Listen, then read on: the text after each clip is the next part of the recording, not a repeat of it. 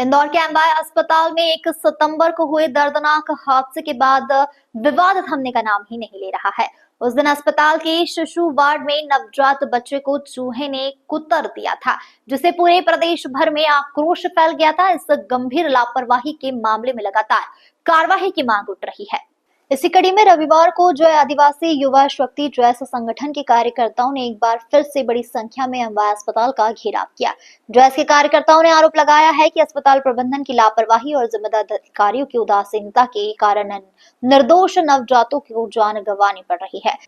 उनका कहना है कि इस पूरे मामले में महज औपचारिक जांच कर ली गई है, लेकिन दोषी अधिकारियों पर अब तक कोई ठोस कार्रवाई नहीं हुई है।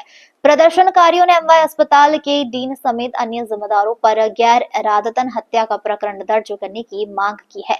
जैस के राष्ट्रीय अध्यक्ष लोकेश मजूमदार ने कहा है कि अस्पताल में हुई इस अमानवीय घटना के लिए सीधे तौर पर प्रबंधन और संबंधित अधिकारियों को जिम्मेदार ठहराया जाना चाहिए। उन्होंने साफ चेतावनी दी है कि जब तक दोषियों पर कठोर कदम नहीं उठाए जाते हैं और सभी जिम्मेदार अधिकारियों को निलंबित कर उनके खिलाफ आपराधिक प्रकरण दर्ज नहीं किया जाता है, तब तक जैस का आंदोलन जारी रहेगा। अस्पताल के बाहर घंटों तक चले इस विरोध प्रदर्शन के दौरान पुलिस बल तैनात रहा और स्थिति पर नजर रखी गई। प्रदर्शनकारियों ने अस्पताल प्रशासन के खिलाफ नारेबाजी की और कहा कि लापरवाह अधिकारियों को बचाने का प्रयास किसी भी हाल में बर्दाश्त नहीं किया जाएगा।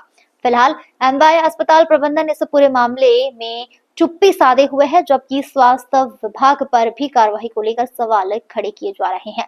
जैस के लगातार विरोध और घेराव से प्रशासन पर दबाव बढ़ता जा रहा है। अब देखना तो यह होगा कि सरकार इस संवेदनशील मामले में क्या रुख अपनाती है और क्या वाकई दोषियों पर गैर इरादतन हत्या का मामला दर्ज होता है या नहीं। देखिए, एमवाय चूहा कांड जो हुआ था उसमें चूहे के कुतरने से 2 नवजात बच्चों की मृत्यु हो गई थी। उसी को लेकर हम लोग बैठे हैं। ये मामला 1 सितंबर का है, लेकिन आज दिनांक 21 सितंबर तक मध्य प्रदेश शासन द्वारा जो जिम्मेदार अधिकारी है, जो एमवाय अस्पताल के डीन है, एमवाय अस्पताल के अधीक्षक और तमाम जो जिम्मेदारी अधिकारी हैं, उनका निलंबन नहीं किया गया, ना उन पर गैर इरादतन हत्या का मुकदमा दर्ज हुआ। हम लगातार 6 तारीख से मांग कर रहे हैं कि उनका निलंबन होना चाहिए, क्योंकि जब आप जो जिम्मेदार अधिकारी को जब तक नहीं हटाएंगे तब तक ये लापरवाही चलती रहेगी और ऐसे ही लोगों की मृत्यु होते रहेगी। कल परसों 19 तारीख को फिर एक बच्ची की यहाँ पर दुखद मृत्यु हो गई। यहाँ पर अस्पताल प्रशासन ने बेड नहीं दिया, उसके कारण उसकी भी जान चली गई। ये घोर लापरवाही है। इसी के लिए हम लोग मांग कर रहे थे कि जो जिम्मेदार अधिकारी डीन और अधीक्षक है, इनको तत्काल निलंबित किया जाए और उन पर गैर इरादतन हत्या का मुकदमा दर्ज हो। आपने भी वो तस्वीर देखी है बच्ची की, जिस तस्वीर में बच्ची की 4 उंगलियों को खाया गया है, ये तस्वीर है। और इस तस्वीर को देखकर हर किसी का दिल सहमा, लेकिन माननीय मुख्यमंत्री मोहन यादव जी का दिल न डरा, न दर्द हुआ, न उनमें संवेदनाएं जागी। इसीलिए उन्होंने जब 17 तारीख को यहाँ पर एमवाय अस्पताल का विजिट किया, ये घटना के 17 दिन बाद, तब भी एमवाय अस्पताल की चूहे कांड की घटना पर एक शब्द नहीं बोले। तो ऐसे असंवेदनशील मुख्यमंत्री जी को इस्तीफा देना चाहिए।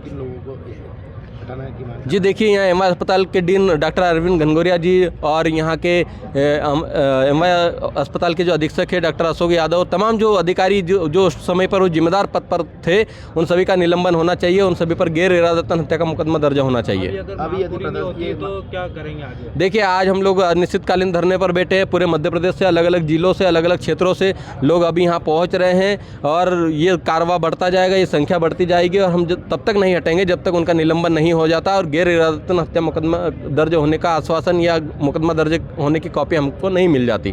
तब तक हम लोग यहाँ पर बैठे हैं जयेश के साथ में सर्व समाज के लोग, क्योंकि ये मानवता का ये मुद्दा है और यह मानवता की लड़ाई है और न्याय की लड़ाई में सर्व समाज के लोग यहाँ पर उपस्थित हो रहे हैं। एडवोकेट लोकेश से भी मुलाकात हुई थी, क्या हुआ बातचीत? कलेक्टर साहब ने आश्वासन दिया और साथ ही साथ उन्होंने कहा कि हम लोगों ने आगे प्रशासन को कार्रवाई के लिए प्रेषित कर दिया है, लेकिन अब तक कार्रवाई न होना मध्य प्रदेश सरकार की असंवेदनशीलता को दर्शाता है और इसके लिए अब चुप नहीं बैठेगा।